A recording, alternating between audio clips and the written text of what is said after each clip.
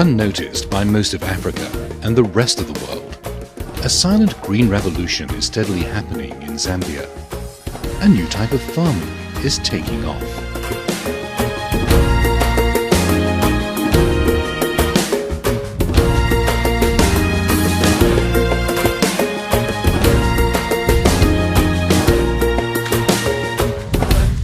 It's called conservation agriculture, and it's bringing benefits to thousands of smallholder farmers.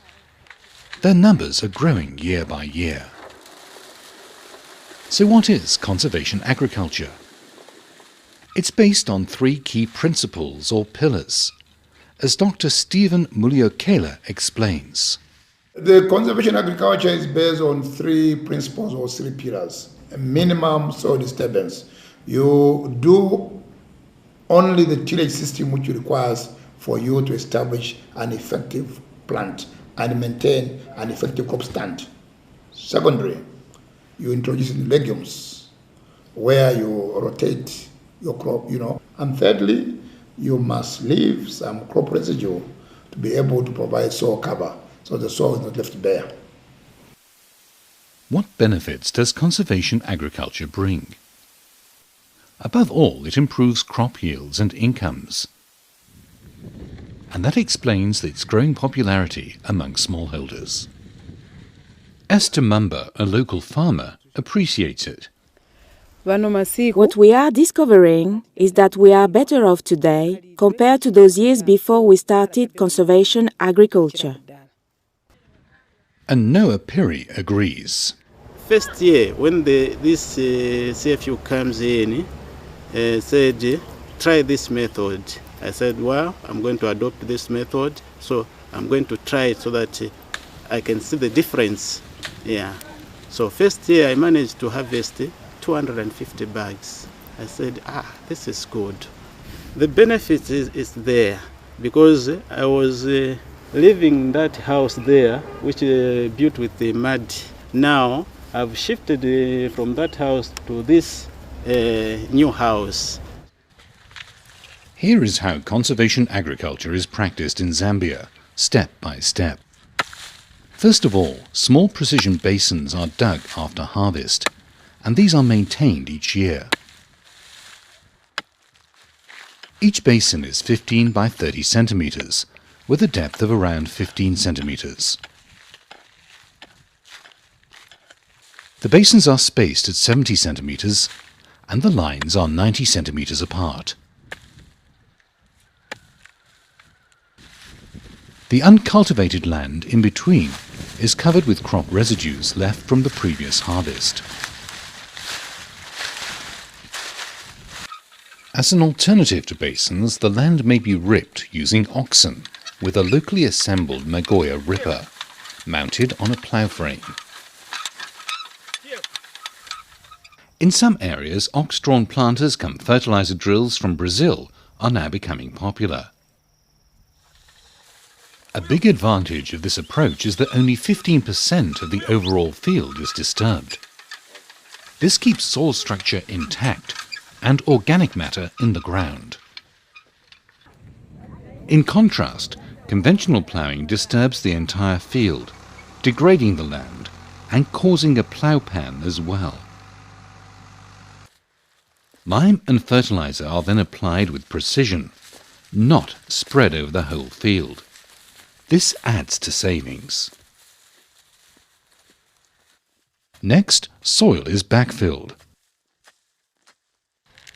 and the seed sown immediately after the first rains into either the lines or the basins. This timely planting, crucial to achieve good yields, is possible because farmers prepare land during the dry season. Weeds are controlled by spraying low-toxicity herbicide before they set seed. So each year, the weed problem becomes less. Throughout the year, land is covered with mulch, a blanket of crop residues. This holds the rainfall and protects the soil surface from eroding under heavy tropical rains. With time, the residues decompose into soil organic matter and builds up fertility. This is effectively recreating forest floor conditions on farmland. After several years of mulching, the need for chemical fertilizer is reduced as the soil becomes richer in organic matter. Each season the crop is rotated to minimize pests and crop diseases, and to keep the soil fertile. In Zambia, farmers rotate maize, followed by legumes such as soybean or groundnuts, and in the following season, a cash crop like cotton. Conservation agriculture makes the land healthier, which leads to other local and global benefits. In fact, it's an excellent example of climate-smart agriculture, with its triple wins. Production is ensured. Farmers testify to sustained higher yields, often beginning in the first season. The system is more climate resilient. Conservation agriculture in Zambia deals better with droughts and erosive rainstorms. More carbon is captured. Under agroforestry-based conservation agriculture, soil carbon can double in a decade. But it's not just the technology that's so fascinating. It's the way it has spread throughout Zambia. Martin Shishakanu was working in the Ministry of Agriculture when conservation agriculture first came to Zambia from neighboring Zimbabwe in the 1990s. The cross-exchange between Zambia and Zimbabwe was, to start with, was between the farming communities. The Farmers Union, the Zambian Farmers Union, that gave birth to the Conservation Farming Unit. Alec Daka, Deputy Director of the Crop Branch of the Ministry of Agriculture, picks up the story from the beginning. It began from the 70s, where the government was subsidizing heavily on maize production, and because of monocropping, it's like the soils got depleted. And when we realized that the yields were getting lower and lower, the government ended up coming up with an issue of conservation agriculture, and that is where now they proclaimed that by the year 2015 we should have 600,000 farmers practicing conservation agriculture. This target was outlined in the government's policy proclamation in 1999. It may have been ambitious, but already by early 2012, 250,000 small-scale farmers have adopted the system. Zambia is well on track to achieve its target of 600,000 farmers by 2015, half of the total number. The Conservation Farming Unit, working with the Ministry of Agriculture, has been at the forefront of Zambia's drive to expand conservation agriculture.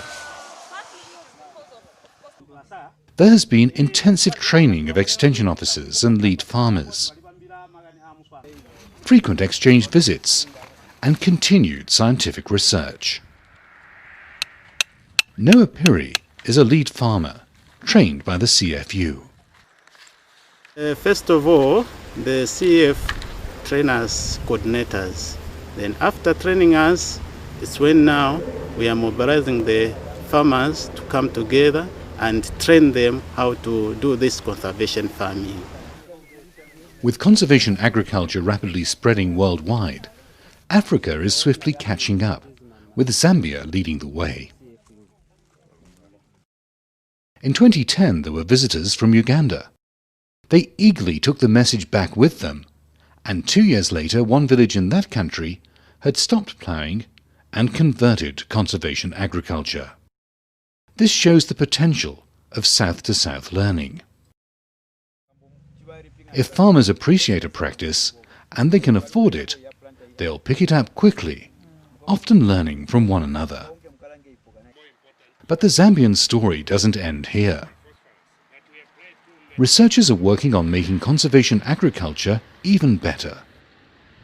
Here at the Ghat Research Station, indigenous Fiderbia albida trees are being integrated into the system. Fidobia grows strongly in the presence of the water table. According to scientists at GART, maize yields are around 1/3 higher under the tree's canopy. These trees are now 10 years old. Maize, cotton, and sun hemp thrive below them. Fidobia trees capture nitrogen from the atmosphere and fix it through their root nodules. When their leaves are shed, they also enrich the soil. No wonder it's known locally as the fertilizer tree. And uniquely, it's in the growing season when the extraordinary Fidobia trees drop their leaves, allowing gentle sunlight through to the crops. The tree's deep taproots reach for the water table and do not compete for moisture or nutrients in the topsoil. In the dry season, while most other types of trees shed their leaves, Fidobia sprouts new foliage and its canopy shades the ground.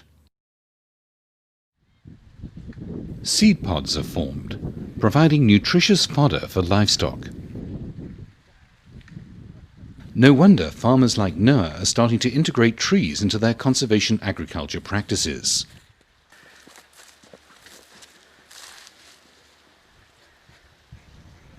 Not far away, Esther Mumba and her husband planted their trees 7 years ago, and the impact is clear. Crops beneath the trees grow better and produce more. Nevertheless, there remain several challenges to conservation agriculture. Persuading farmers to give up the plough has not been simple.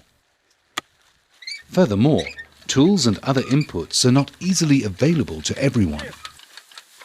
There are competing uses for crop residues, and Fidobia trees don't thrive everywhere. Finally, marketing of some crops can be problematic.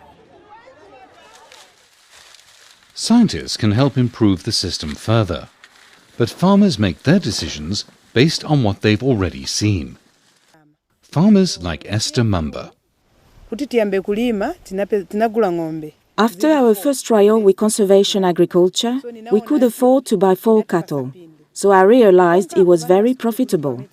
We have managed to educate all our children up to grade 12. We eat well at home. Last year, we started building a house, which we will complete this year. That's a huge benefit. Compared to previously, our lifestyle has greatly improved. Smallholder farmers in Zambia are feeding the nation, and at the same time keeping their land healthy and productive. And for Mrs. Mumba, like thousands of others, the choice is simple. It's conservation agriculture.